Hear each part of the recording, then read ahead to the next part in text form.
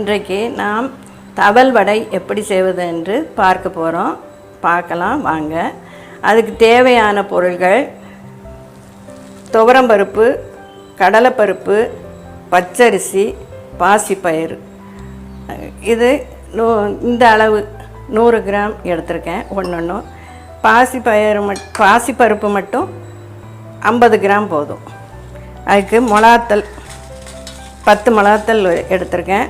எல்லாத்தையும் ஒன்றா நனைய போட்டு அரைக்கணும். பாசிப்பருப்பை தனியாக ஊற போட்டு அந்த அரைச்ச இதில் விழுதில் போட்டு கலக்கணும். தேங்காய் வச்சுருக்கேன், தேங்காயும் போடணும். காயம் உப்பும் சேர்க்கணும். இவ்வளோதான் தேவையான பொருட்கள். கொத்தமல்லி இலை கருவேப்பிலையும் போடணும். அப்புறம் எண்ணெயில் பொரித்து எடுக்கணும்.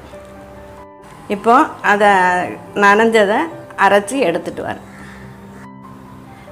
1 மணி நேரம் ஊறின பிறகு மிக்சியில் அரைச்சி கொண்டாந்துருக்கேன். அதில் தேங்காயை போடுவோம்.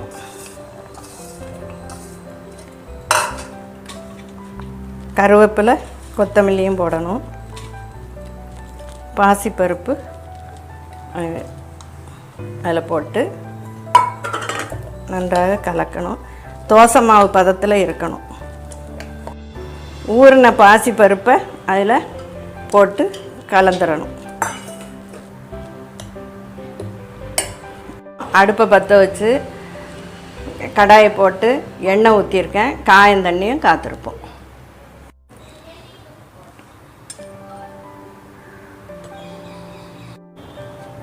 இது தோசை மாவு பதத்தில் இருக்கணும்.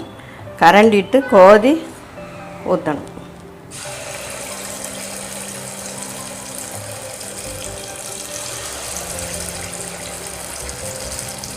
பொன்னிறமாக வந்ததும் எடுத்துடணும்.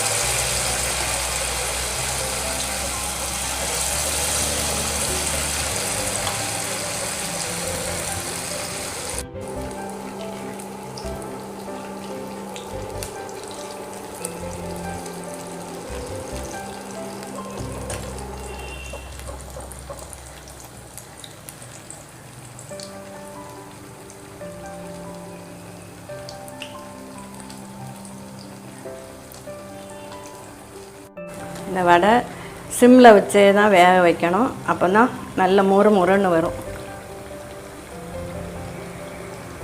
இப்போ வெந்துட்டு எடுத்துருவோம்.